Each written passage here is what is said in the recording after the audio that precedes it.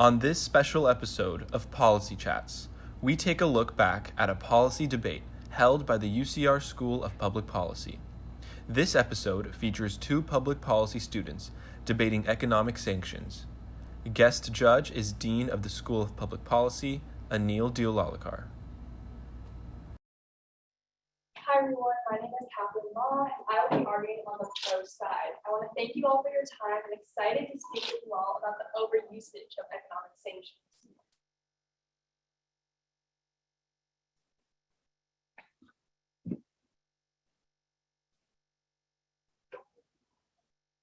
Before I begin, I want to talk a little bit about the main argument. I want to define a few key terms, the first being defining economic sanctions. This is coming straight from the Cambridge Dictionary, stating actions taken by a country or organization against the economy of another country, such as refusing to trade with it in order to force it to obey a law or a set of rules. The next key term that I want to define is also from the Cambridge Dictionary, is the word overusage. This is to use something too frequently that over time becomes repetitive and may lose meaning. Now, as I get into my first main argument, I really wanted to talk about the effectiveness of economic sanctions. How effective really are they? There are many examples of how economic sanctions are not effective as people may think. I want to take my first example in looking into China, as we take a look from Dr. Jin Kai, who explains that Washington keeps adding new sanctions on China despite a distinct lack of results. Since July 2021, U.S. has imposed sanctions on intellectual properties like Chinese companies and military operations. But this still has not stopped their motives or any of their actions and their activities of gaining on U.S. intellectual properties. Instead, China has imposed more sanctions upon us, the U.S., and secondary sanctions. Next, I wanted to take a look at Russia, as since March 8th, the U.S. sanction on Russian oil has overnight affected the people of the United States. However, overnight has not affected Russia. Over these past 2 months, the people of the United States have faced high gas prices, but Russia has not changed its stance. I then want to also take a look at UK to Sudan, as Dr. O'Driscoll writes, sanctions have a damaging effect on income inequality and impact ordinary people more than the sanctioned country's leaders. Taking a look at this quote, we can really see and understand where the effectiveness of sanctions are being imposed while it's on the citizens and the people of the country rather than these leaders of the country. And then I want to take a look at this quote by Ms. Kimberly Ann Elliott, who is author of peer-reviewed journal of Economic Sanctions Reconsidered, which she states that since 1970, unilateral U.S. sanctions have achieved foreign policy goals in only 13% of the cases where they have been imposed. This means that right now it seems as though economic sanctions are the number one option. However, it does not justify since it is only 13%, which is less than a quarter of what is being used. And then now I want to take a look from The Economist, who write that on May 6, 2022, which is just recently, that Russia's economy is back on its feet.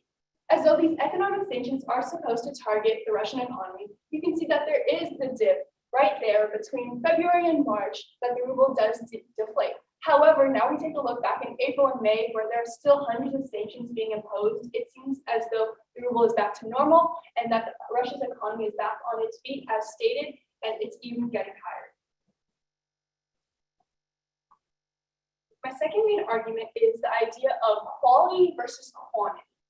Since we're still talking about the Russian example, since February 22nd, 2022, there have been 104 sanctions and counting from 30 plus countries that have been imposed on Russia. These sanctions being imposed are really talking about the daily person's life, that there are so many that there are some insignificant ones, which include Finland's sanction on Russian transit that only will be hurting the people of Russia and of Finland who are trying to get back and forth. With this many sanctions, it's really hard to really talk about the small and look at the insignificant ones, as it does not affect Russia's governing bodies, but rather it's hurting the people of the country. It's hurting the people here and in Russia, rather than harming and doing what it is supposed to be doing as on Russian governing bodies. Now I want to take a look at argument 3, as we're looking at the long-term effects, it seems as though people have not really thought long-term as when they're imposing these economic sanctions.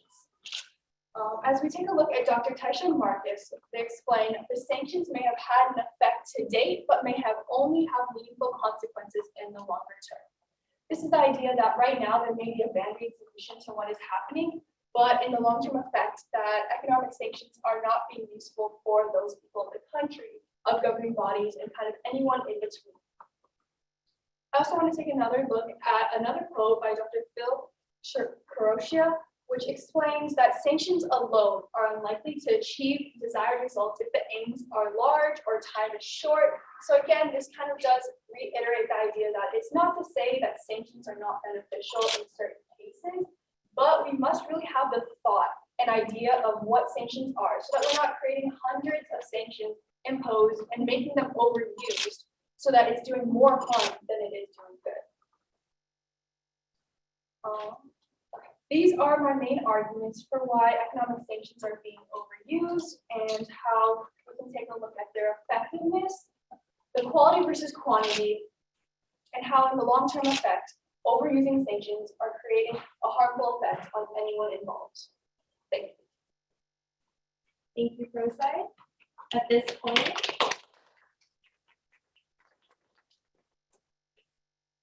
I will now give 5 minutes to the Consci to pose questions to the Prosai. Isaac, you may begin asking the question. Thank you. Hi, everyone. So, Catherine, I know you kind of went into it, but could you just repeat, what do you think the long-term effects of economic sanctions are? Yeah, so long-term effects affect the citizens of the country and those involved from the middle class to lower class citizens, and they are harming them, whether that just be from like gas prices or different ways that they're hurting their economy, and in the long-term run, as well as like lifting economic sanctions that also does harm. Okay, thank you. And how effective do you think economic sanctions are when multiple countries are involved? Yes, so we can take a look at the idea of quality over quantity, that there's these 30+ countries that have been imposing sanctions on just the Russian example alone, and how it seems that Russia still has not moved its stance, yet there are over hundreds of sanctions, and it seems this idea is being overused, and therefore there is less, it's doing less than it is what harm. Okay. Do economic sanctions prevent deadly conflict? We can say that it is currently the #1 option to prevent war. However, it seems that number, that 13%, it is not really high enough, or it's less than 0.25% of the time that these economic sanctions are being used, that it is even being effective. And what would really happen if we remove sanctions completely? Yeah, so I'm not saying the idea that economic sanctions are not a good thing. However, it's the idea that they're not beneficial in every single case. And having these hundreds of sanctions being imposed and overusing them are really harming the people rather than these governing bodies and changing action. Thank you. Those are my questions.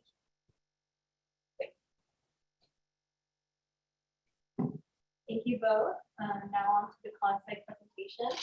Isaac, you may now present your case. Just like with the Prosci, you have 8 minutes starting now. Thank you. Hello, everyone.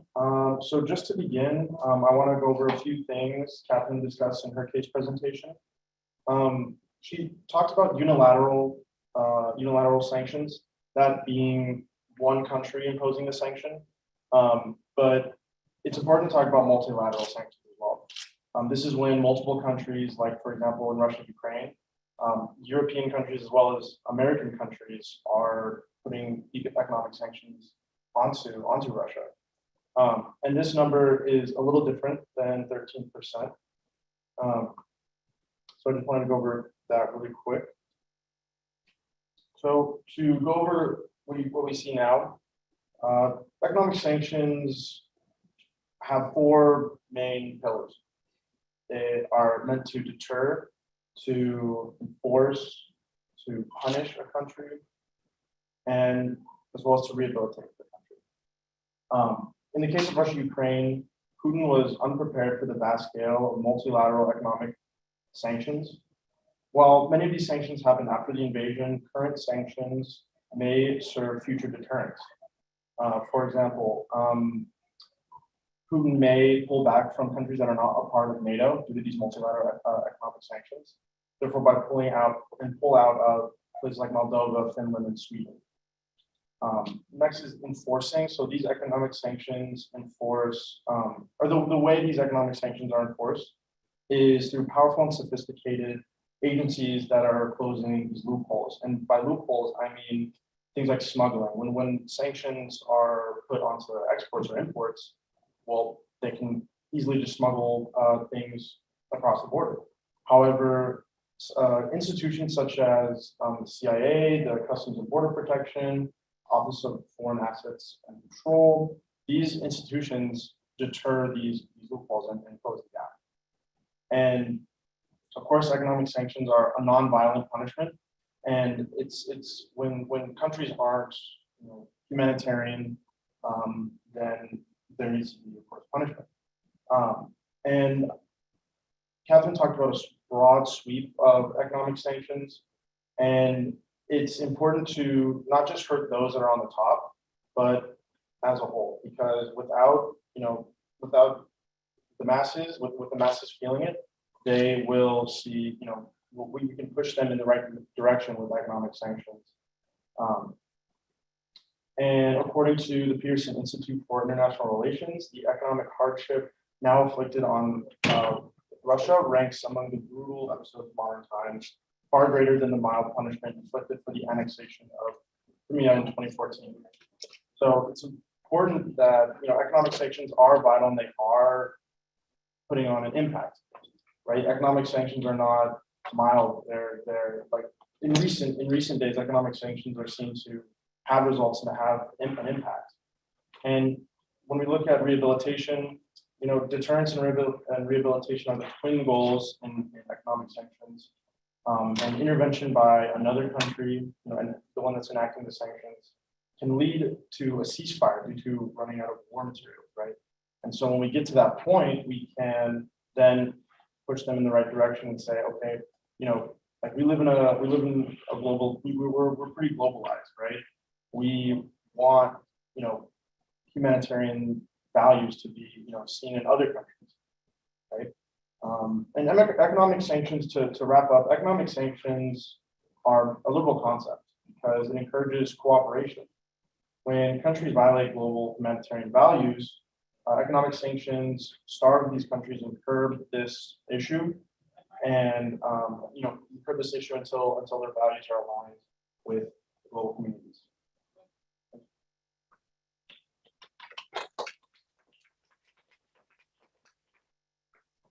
Thank you, Isaac. At this point, I will now give 5 minutes to the pro side to pose a question to the con side. Catherine, you may begin asking questions. Okay, you explained how Putin was not ready for economic sanctions. However, you can see now on the economist chart that it seems like though their economy has bounced back. So why would you say that their economy is back to normal and that economic sanctions are being useful? I would say they're vital because, as we've seen, they can curb these.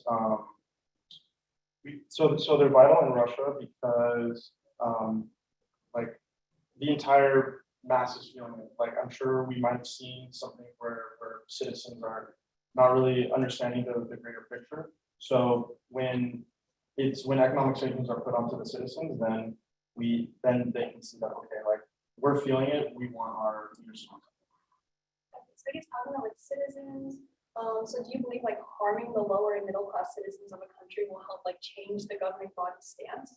No, I think economic sanctions aren't meant to harm citizens, but they're meant to realign the values of a country that's violating humanitarian globalist values and make them positive rather than. So then would you say, so recently it seems as though Russia has imposed a sanction on Finland's natural gases. So would you say that's a good thing, an economic sanction, as it is harming the citizens directly that way? If economic sanctions are going to, make a country like it's the reason economic sanctions are in place is because without them, right, then what's the other option?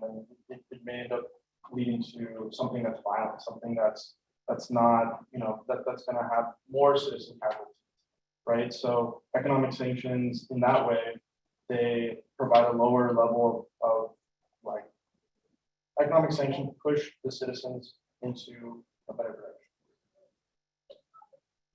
I guess like when has these large number of economic sanctions worked, as you talked about the idea of having multiple countries impose sanctions on it? Sure. So your question was how these economic sanctions succeeded? Yeah, like when has having large number of economic sanctions really succeeded? So economic sanctions have succeeded before, as we can see if we look at. So according to this Harvard article, economic sanctions are the most plausible alternative because next to force, they're the strongest available policy instrument. And in addition to that, with them being successful and vital,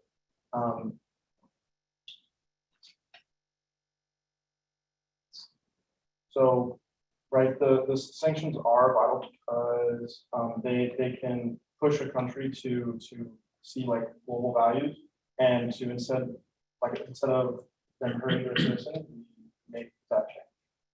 Okay, and I guess we were the question, how is it that when there's large numbers of economic sanctions, how does that really affect the country versus having like one large country impose a sanction? How is it that when there's like hundreds of them currently, like right now with the Russian example, how is that more effective? So your question is how are multiple sanctions effective? Having like large number, like these hundreds of numbers of sanctions, how is that helpful to these governing bodies versus like the people? Because like governing bodies impose these sanctions in more than just one, because if we were to just put one across, right, then they may be able to bounce back from that, the countries that are getting sanctioned. So we have to put multiple sanctions on countries in order to better promote positive agenda. Those are all the questions I have.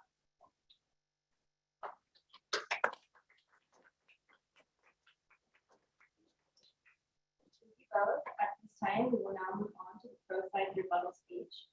This will be the pro side's opportunity to refute the opposing side. Catherine, you have 7 minutes, starting now.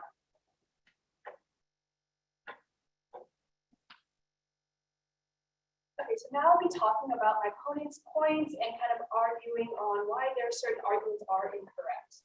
So I wanted to talk about the idea of, he explained humanitarian values. So he said that economic sanctions help align these values and have humanitarian values. But it's the idea that I think these economic sanctions are actually harming the people more than doing good. And it's the idea that since if we want to really help the citizens of a country, that it's not the idea of targeting them, and targeting these lower and middle class citizens really is doing more harm than any good for them, because it seems as though governing bodies do not change their stance, especially when things are harming like lower and middle class citizens. I also wanted to talk about the idea of punishment, and I really think that also goes in the idea of turning into war, and punishment can really harm these different entities, because if we are only trying to punish certain places and certain entities, then I think the idea of looking at the long-term effect of how will they combat what is happening, or will there just be more sanctions going back and forth and everything will still be moving at a standstill. And then I also wanted to talk about the idea of deterrence, as though it seems as though, as we take a look at the Russian example, it's really not deterring any forces of what's happening right now in Russia, that people are still going back and forth, that these sanctions are still being imposed, but nothing is really moving. So everything is still at a standstill, and people are not these governing bodies in Russia are really not changing their stance. And the idea of enforcement, he explained, Isaac talked about enforcement of these economic sanctions. I think I really wanted to talk about as well of how economic sanctions, it's not just when they're imposed that hurt the citizens, it's also when they are lifted that can harm the citizens. Because in any way there is more harm that can be doing than good. And I also just want to defend my case and kind of reiterate the idea that the effectiveness of these sanctions are really harming the citizens rather than these governing bodies, and it's really doing more harm than good. And having these hundreds of sanctions from 30 plus countries, specifically for Russia, our example here, it seems as though it is not doing any good, but it's creating a damaging effect on the income inequality and impacting the ordinary people and citizens, like our gas prices currently. And then I also want to reiterate the idea of having quality over quantity. As Isaac has explained, having sanctions is beneficial, and I do agree that sanctions can be beneficial. But having these hundreds of sanctions being overused really is not helping the country, but rather creating damaging effects and creating these small insignificant ones that only can harm the people rather than having an effect on these governing bodies. And then also I wanted to talk about the idea of looking at the long-term effect and really defending the idea that in the long run, behavior is not being changed. It's creating a band-aid solution for right now, and that there are only meaningful consequences in the longer term, as Dr. Taisha Marcus explains. So all in all, this is to say that sanctions are not beneficial in certain cases, but we really must have the thought that sanctions are not, we cannot be creating hundreds of them because they are becoming overdue and losing their meaning. Thank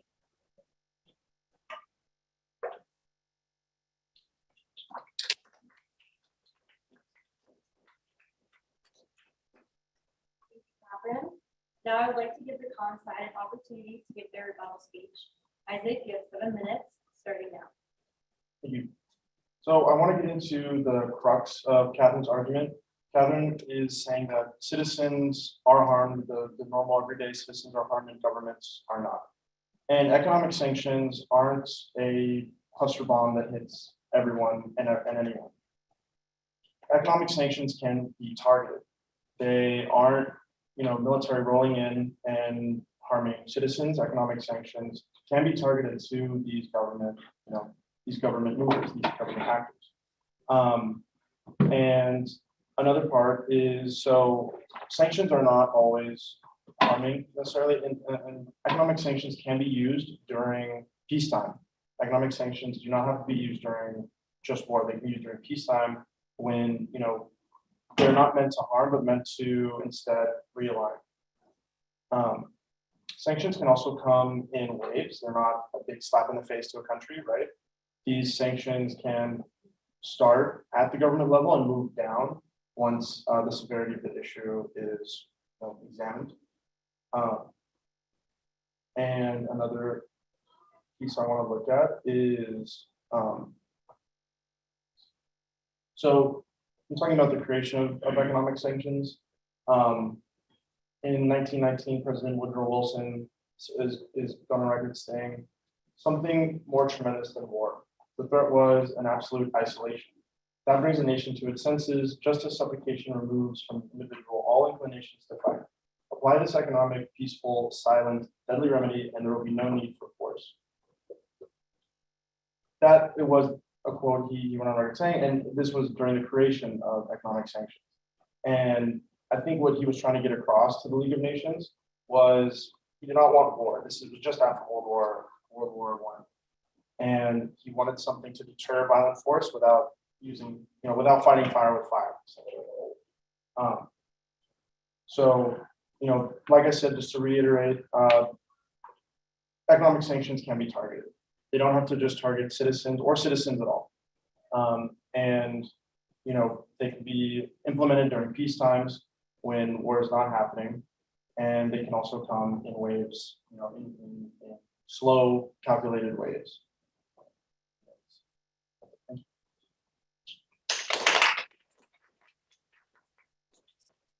Thank you, Isaac.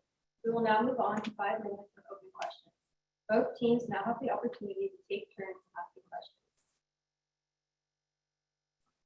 I can go first then. I was just wondering, who do you think is affected the most by the sanctions system? Well, it depends who they're targeted to. Like I said, they're not, just targeted to one group. They can be targeted. So I think it depends what sort of economic sanction is being implemented. So would you say that it does definitely harm citizens then? I would say if that's the target for an economic sanction, if that's the intended target, not if it's like a sanction that's going towards some government official, then that economic sanction would inadvertently harm the citizen.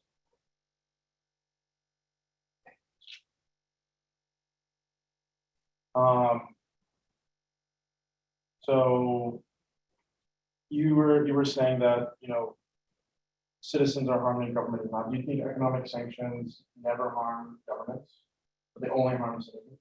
I think economic sanctions are definitely beneficial in certain cases, but it's the idea of overusing them and having these hundreds of sanctions imposed really can do more harm than good and really does target the citizens more than these governing bodies, as the governing bodies don't really move or change their stance, but rather these sanctions are really just more hurting the ordinary people. You talked about targeting. So I was wondering, when have they really been targeted to the government and then been successful with hundreds or lots of sanctions? So the United States government actually targeted Iraq, and this wasn't a target on citizens, but it was targeted towards like the people who were manufacturing like weapons and weapons of mass destruction. And by curbing their supply line, they were able to stop this supply of mass. Or I guess to follow up, when has it been that like multiple countries or multiple sanctions been imposed? When has that been successful? Well, I would say, in the Russia-Ukraine, multiple sanctions, like different multilateral, different countries sanctioning Russia. There was a heavy hit that Russia had taken, and this is when it had succeeded, like at that point. At the point where, when things started ramping up and the United States and European countries were imposing these sanctions on Russia.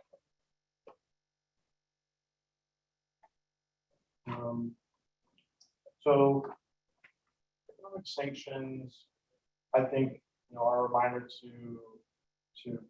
a reminder that like we need each other, right?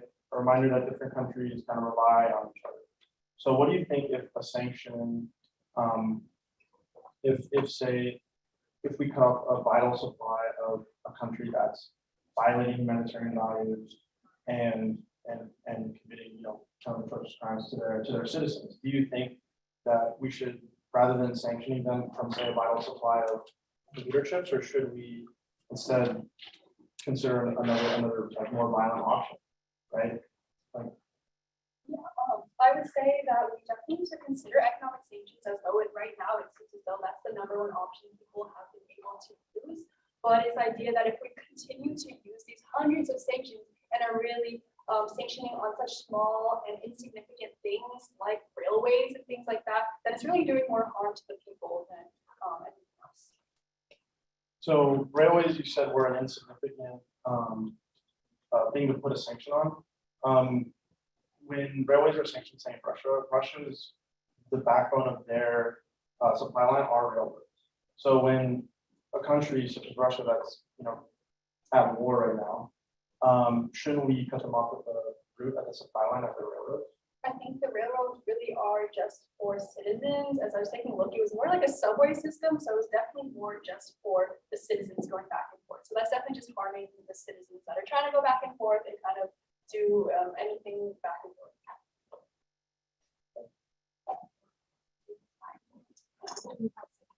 I guess we talked about peacetime. So I was wondering, when have sanctions been used during peacetime? Sanctions are used when there are economic hardships, not necessarily when we're going to war. So if countries are using for humanitarian aid or not at war, then that's when we do that. Thank you both. First side, you have 4 minutes to get concluding remarks.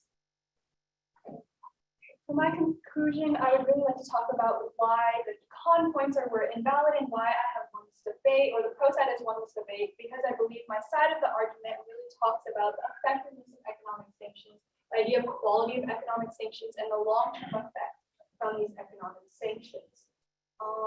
Taking a look again, I just really want to reiterate the idea of, if we really do value humanitarian values, that we would be making sure that citizens of a country are being taken care of, and instead that these economic sanctions aren't harming them, and that we're not creating hundreds of these insignificant ones to only harm the people and not harming governing bodies. And I really just wanted to also talk about the idea of having sanctions during peacetime. That really seems as though it is creating more punishment for these governing bodies, and thus again kind of harming or creating consequences for the long-term effect, and only creating band-aid solutions for right now.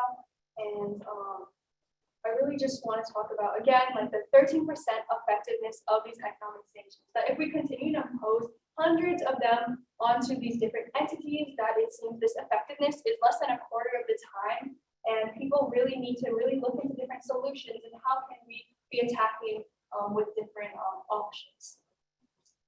And I really believe and want to talk about the side of the argument that economic sanctions can be beneficial, but in the long-term effect, it seems as though the consequences that are being created for all these citizens, it is really harming them, doing more harm than any good. And it's not really receiving this desired result of harming the government and harming and changing actions for these people. Thus, I believe that the pro side has won because the idea that overusage of sanctions are true, that economic sanctions are being overused in many countries from today and from 1970 that has been stated before. And they really do, they need to be targeted more, and they can't be just imposing hundreds of sanctions and counting today. Thank you.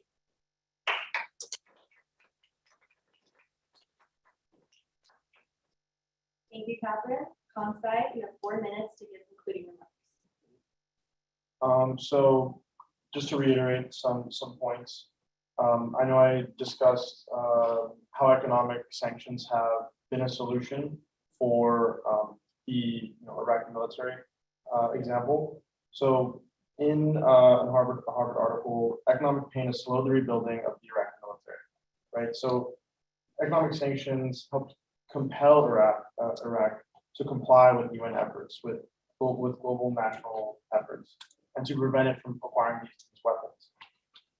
And it also contributed to Iraq's decision to recognize Kuwait. So, economic sanctions have their economic sanctions can be very vital, and they are used in this widespread manner because we sometimes will come up with a solution for a country problem, and the country will find it in themselves to change and to be align with global values. And like I said, in the past, these economic sanctions are not something that are just thrown around, right? We do have government institutions to make sure that these loopholes, right, that can be gone through don't happen, right? So different government agencies are making sure that economic institutions are going to be implemented like the right way and implemented and unimplemented, like taken out smoothly.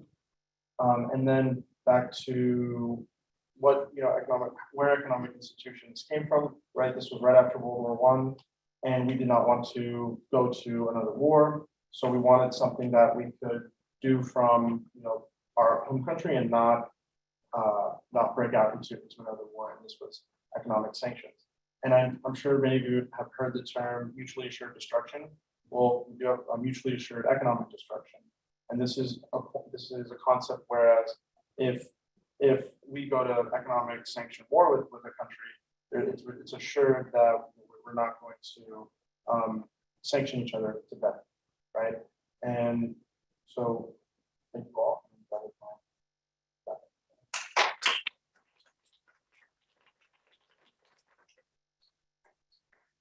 Isaac, and thank you to our students for a great debate.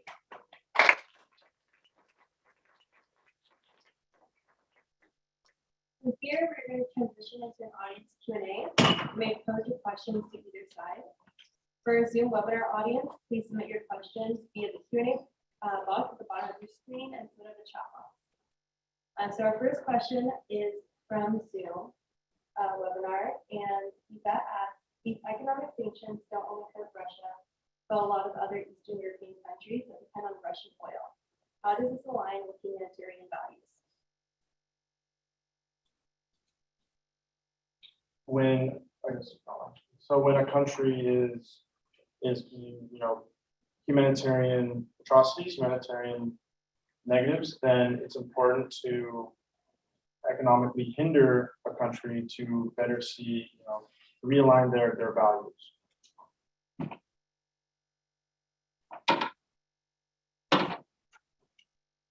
Our next question will be from my fellow ambassador, Camilla. Any of you can answer this question, but it's mostly directed towards Catherine. I know you were emphasizing not the overuses of economic sanctions, but did you have like any other alternative suggestions instead of having the overuse of it, like overuse of economic sanctions, like something else in place of economic sanctions? So I guess deter countries from, Yeah, so I feel like right now that is our number one option, economic sanctions before going to war. And I think it's really the idea of making sure that we're not overusing them, because if we are to make sure that each economic sanction that is being imposed on these different entities are really being accounted for, and that there aren't long-term consequences, or they're not just insignificant ones that are being created, I think then economic sanction can really have a push to somewhere. But right now, with having hundreds of imposed ones, then it does not create this outcome. Question. I'm not too sure exactly which side it could be more relevant. I think it could go both ways, but one of the examples that I know both of the speakers talked about a lot was Russia sanctions. And Russia is a unique country and economy where ordinary citizens are actually, well, not ordinary, but they actually control a lot of the economy, right? Oligarchs, they are not necessarily in government seats, even though a lot of them are. So I was wondering how, maybe what the best targeting of sanctions could be when it's not, strictly speaking, only applying to parliament members, but also just ordinary citizens who maybe used to have government connections or mafia relations. How are we gonna, stop sanctions from attacking ordinary citizens? But most of the people that are actually going to contribute change in the Russian economy are now simply citizens. Kind of answer that. In doing some of my research, I remember one of the first economic sanctions were cutting, or paper money, we're nipping like upfront money. So things like, I remember seeing things like boats and houses were essentially out of the control of these like oligarchs. That was something I read. I don't know if Catherine, anything you want to say? Yeah, so I think with this whole Russian scenario right now, from what I heard, before they cut off media from there, that actually the people and the citizens of Russia were actually kind of trying to protest against the government of what their actions and things like that. So it does kind of show that their citizens do have a say in things like that, but it seems as though these economic sanctions that have been on them has not really changed their actions per se. Question back here. what I know is that it's not actually but a lot of things that and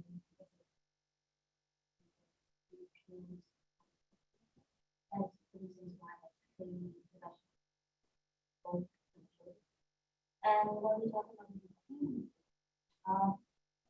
US obviously have obviously they don't want to go to opposite of the each other. So they use like economic sanctions not as a way to stop Russia, but actually a way to buy more time for the Ukrainian people to fight the Russians. So it's when you put it like that, economic sanction is actually a very effective way in this specific environment or time. It's not used to be active sanctions the whole nation to stop invading Ukraine, but rather by take some time to fight themselves. So if you put it in that perspective, I think economic sanction is very effective. Yeah, I think I would add on to that. I would just like to reiterate that economic sanctions are beneficial in certain cases, like how you were explaining, but this idea of overusing them, it kind of loses its meaning, and that people are being harmed in the process instead of doing good. I would like to say, yeah, that economic sanctions are being overused. Yes. I think to add something to that, I think maybe what is kind of saying is economic sanctions aren't black and white. They either succeed or they fail. They're a deterrent. And I think that might be what the audience member was meaning. That sort of, yeah, so to clarify, that's what I got. Question B from my fellow Oscar, Kevin.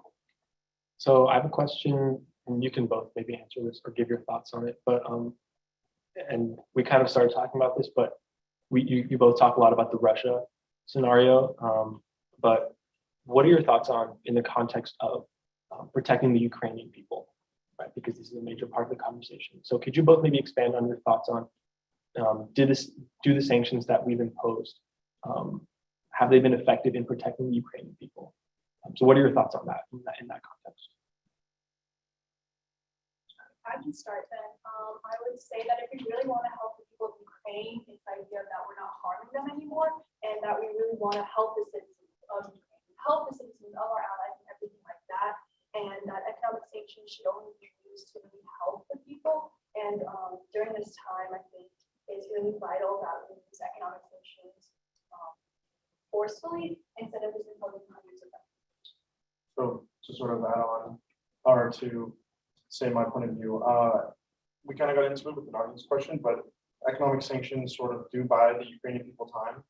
And I think that is how the Ukrainian people are protected by economic sanctions. It's this sort of concept of buying them time, and things like cutting off their supply lines, right? Things like their oil, for example. If the Russians are not succeeding economically, it is harder for them to succeed militarily and harm Ukrainian citizens. Yes, so to add on to that a little bit more, it seems as though Russia's economy is back on its feet, though, as like the economist had stated earlier. So I don't know, like how imposing more and more sanctions are really helping the war against them. I have a question. So Catherine, earlier you talked about statistically that you saw that 13% of imposed sanctions were deemed successful and working. Quoted, you said less than a quarter of these economic sanctions are actually effective in deterrence. I'd like to know where you got that statistic and specifically more numbers like around that. In addition, if Isaac, if you could provide any numbers that support your side as well, showing that economic sanctions do prove themselves successful. We hear a lot of discourse surrounding that, but I'd like to know more data possible. If you have that.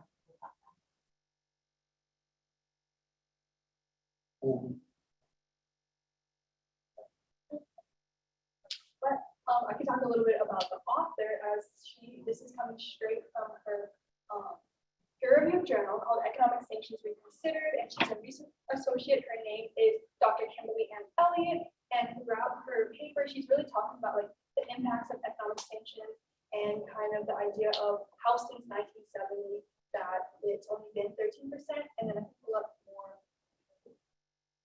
So That's perfect. Yeah, that was the majority of my question, where that 13% stemmed from, just as it was tied loosely, just where that information came from. yeah, so a lot of my data came from, I'm sure you heard me mention a Harvard article. This is an article titled "Using Economic Sanctions to Prevent Deadly Conflict." The author is Elizabeth S. Rogers. She's a former associate and as an international security researcher from 2005 to 2010. And this article is where I drew a lot of my data on, how effective they are, where they've been effective, and deterred these points.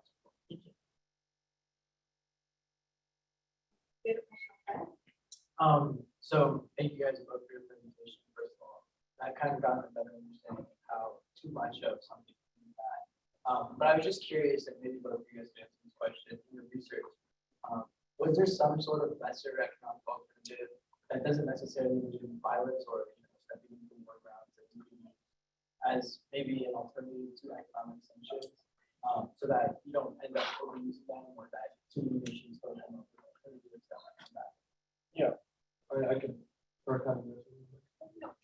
So economic sanctions could be like something that's not a, a wide like blanket sanction, could be a targeted one towards like military, for example.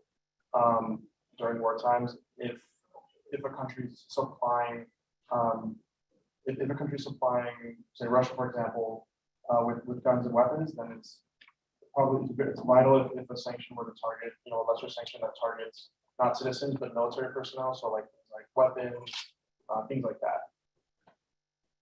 Okay, thanks for that as well. There's also an idea of secondary sanctions, so Dow Jones explains it as imposing penalties on persons and organizations not subject to the sanctioning country's legal jurisdiction. So some of these like private parties can also take.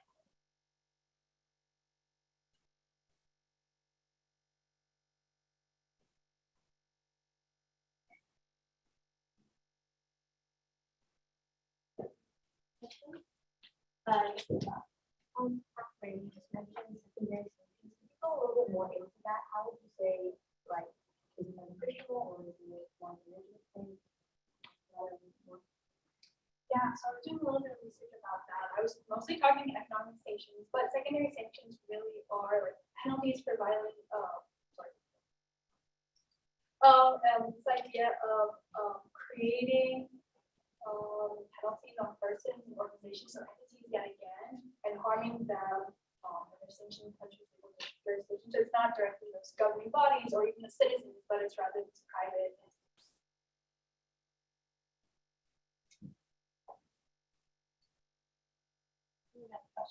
Sorry, I just have one more follow-up on this, the secondary sanction. So, would you say that that's like a different type of economic sanction that could be implemented for to hurt maybe major corporations inside of the nation, or is it more targeted towards civilians? It's mostly country-based sanctions, as I can see right now. As I'm pulling up. It depends on the country and those who are involved and who are governmental organizations they want to have.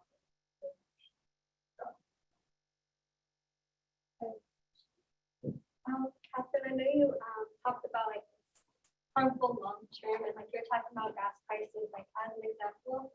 Do you have any other examples of like the long term effects, like how it impacts citizens specifically? Yeah, so it's the idea of when these economic sanctions are being lifted, there are also consequences to the citizens and to the economy, whether that just be their scores or anything that I believe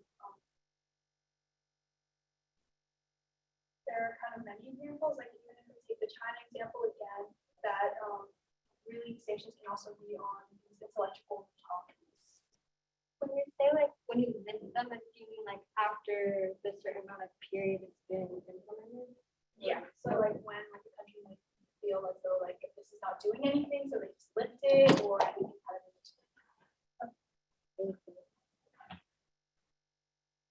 Thank you for your questions. I think this concludes our Q&A. Now we move on to the final segment this evening. I am so honored to bring up our distinguished guest judge, Dr. Unilateral, founding dean of the UCR School of Public Policy, to give remarks, pick winners, and provide feedback for student debaters. Ian, the floor is now yours.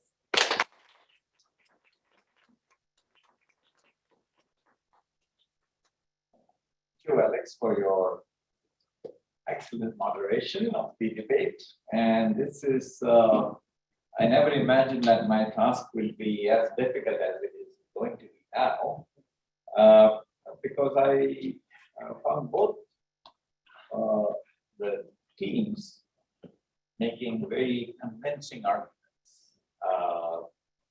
And I thought I was convinced by something that Catherine said, and then when I heard Isaac's response, I said, oh, okay, that makes sense too. And so it was difficult to for me to decide who should be the winner. At the end of the day, I want to emphasize that despite whom I select as the winner of this evening's debate, both teams did very well. You have done your research, your homework, you presented your arguments very cogently, and those arguments were well founded. So I commend both of you for being great debaters. that said, there were some things that I think both of you could have brought up, which would have strengthened some of your arguments. And I'll just point out some of these points in the spirit of, not in the spirit of criticizing what you did, but in terms of saying, well, you could have strengthened it by referring to this point. And sometimes it's difficult to think about all of these other points off the cuff. But here I go, and I've taken some notes, so I want to make sure I sort of cover all of them. So when Catherine talked about how economic sanctions are sometimes of very limited use, you could have cited two examples, which, to my knowledge, are the two best examples which would strengthen our case. The United States has imposed sanctions of one sort or another against Cuba for God knows how many years, 60, 70 years. And the purpose of those sanctions was to bring down the Castro regime. Did that happen? No, it didn't happen. And so there you could sort of have said, my case is made. Okay. Cuba. Iran. Iran is another country that we have had sanctions against for close to 40, 50 years. And has that deterred some, has that sort of created regime change in Iran? No. And so that's a point I think you could have brought up. Those are good examples you might have alluded to.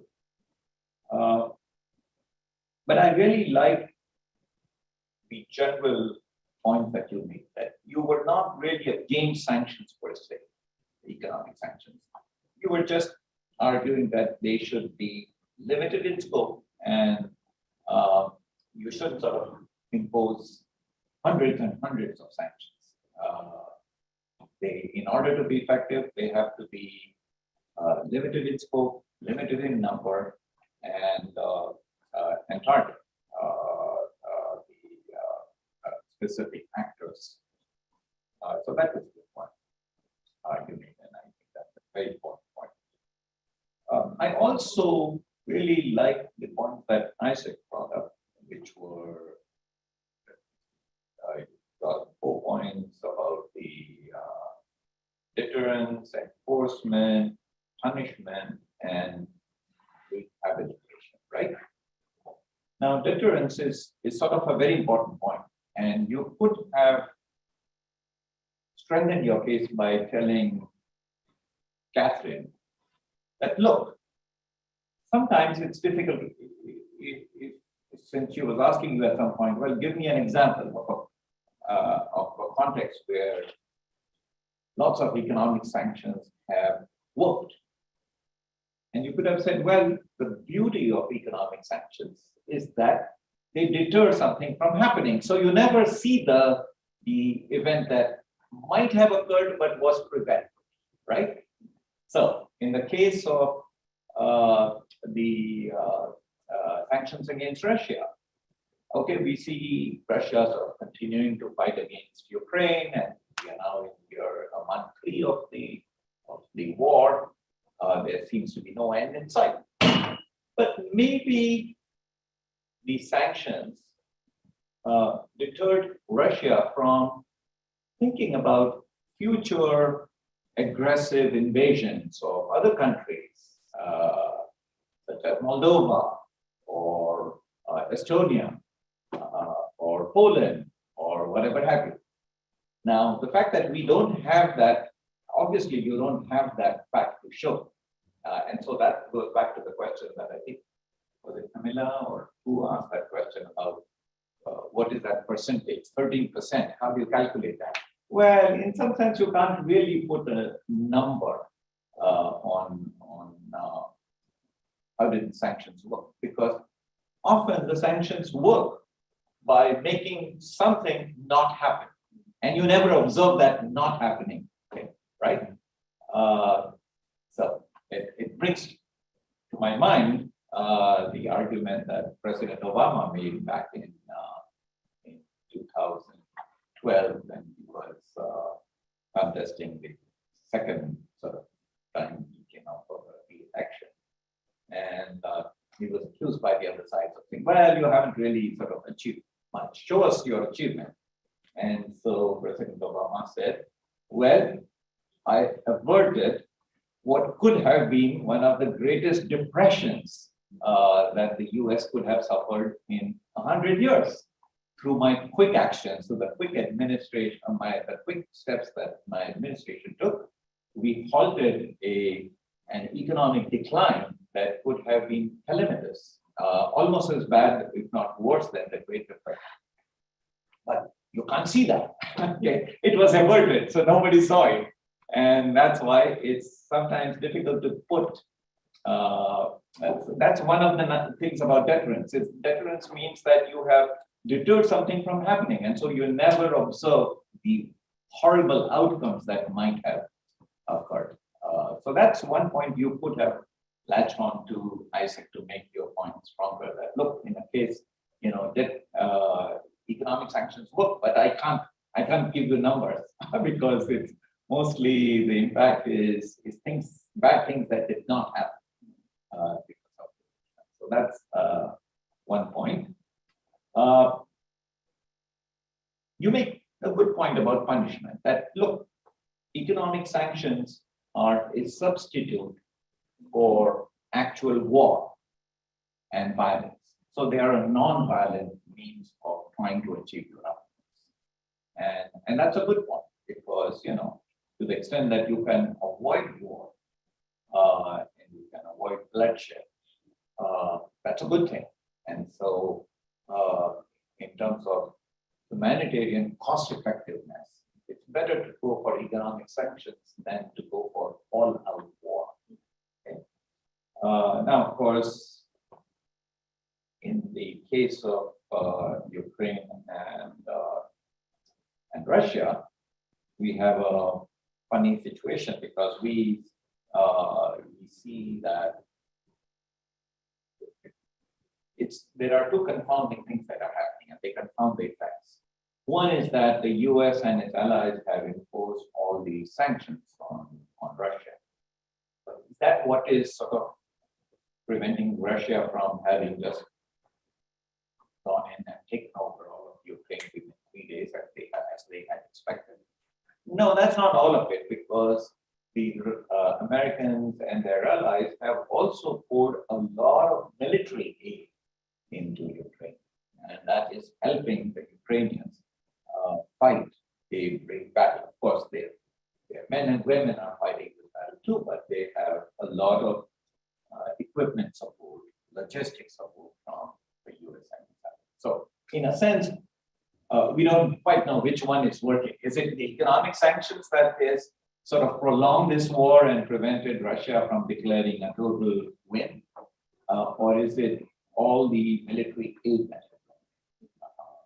So that's, but that's a good point. I think we could have emphasized that a little bit more. That look, the alternative to economic sanctions, or a lot of economic sanctions, is war and violence, and avoiding that is always a good thing. Okay. I think both of you made good points about unilateral versus multilateral. The fact that if you are able to get a lot of different countries on your side and you impose a sanction that is binding on the perpetrator, then it might work. But in this case, in the case of Russia, for instance, you don't have that. You have major countries like China, which does not subscribe to the economic sanctions.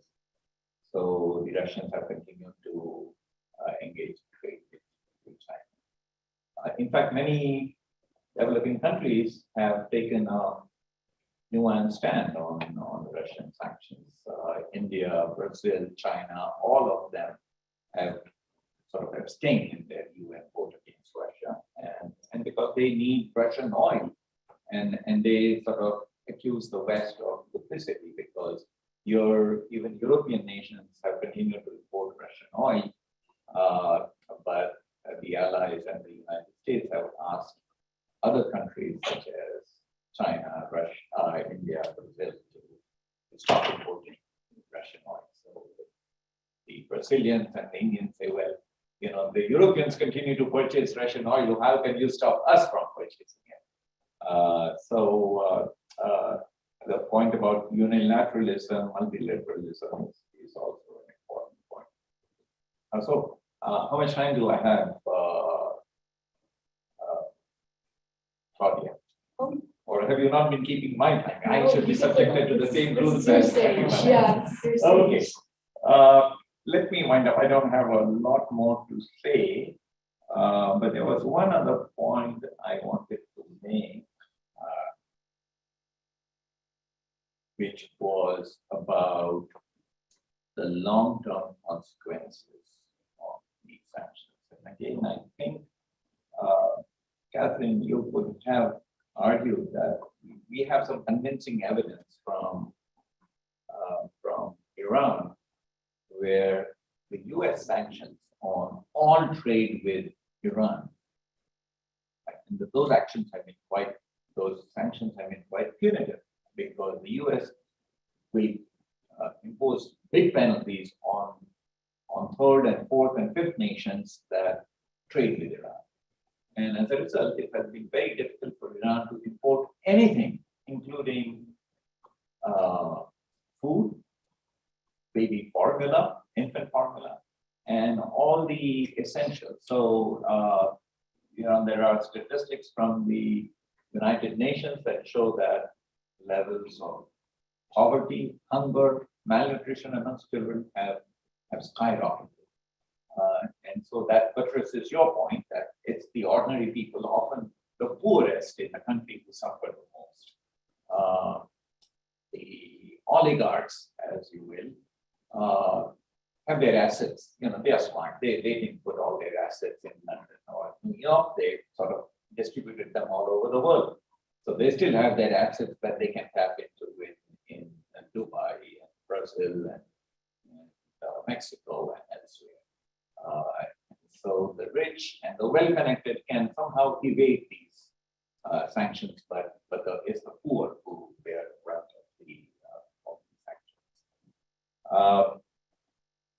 And there's just one final point that I wanted to make, and that is about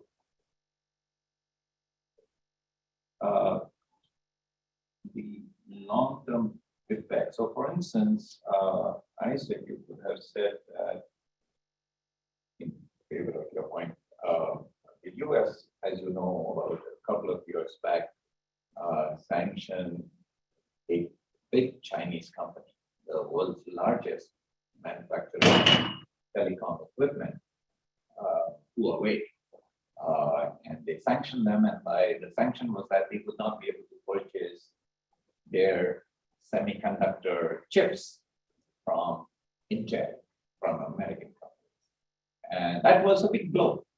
It's basically almost crippled that company, which was destined to become the biggest supplier of 5G equipment in the world, and one of the largest telecom equipment manufacturer in the world.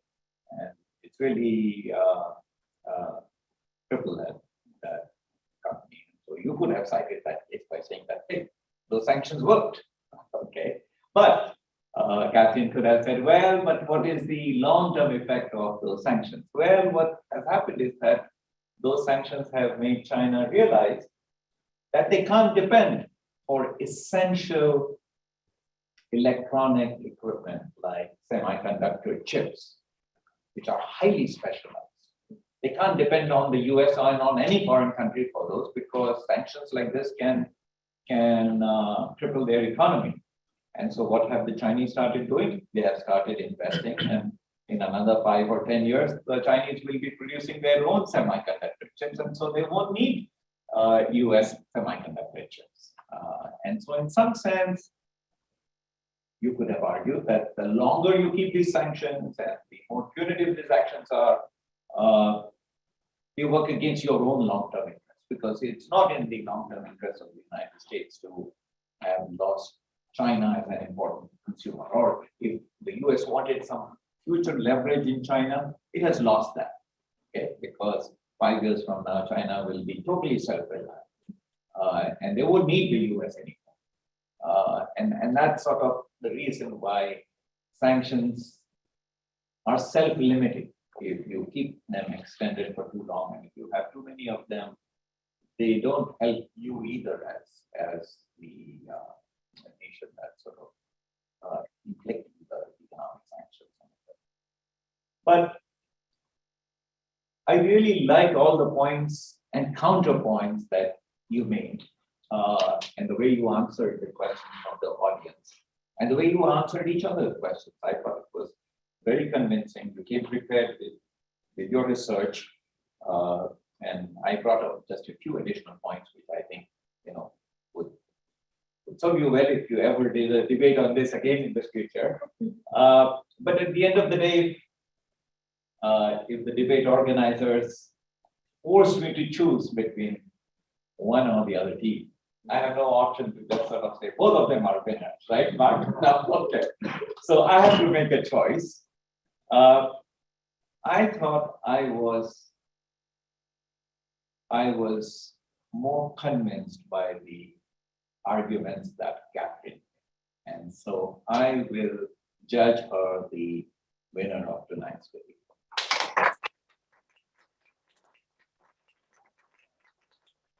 So I said, in a way, Catherine, by selecting herself to be on the pro side, was in the unenviable situation where she could always say, no, but I'm not against economic sanctions. I'm just saying you can't overuse them. So it's like you were in an untenable situation where you had to defend too many sanctions, unlimited sanctions forever. And that's a difficult position to defend against. Catherine had the easier job where she could sort of say, no, I never said sanctions are bad. They're good, but they have to be limited in scope. But I think, Catherine, you need to be commended for making your arguments cogently, and you have great presentations. I like your style of presentation. Your arguments were short and succinct. Answered questions very well. And Isaac, I thought you brought up some great points. Despite the fact that you were in a slightly untenable situation of defending something that's, too much of anything is never quite defensible. But despite being in that situation, you did a very good job. Okay, so let's give a hand to both of you.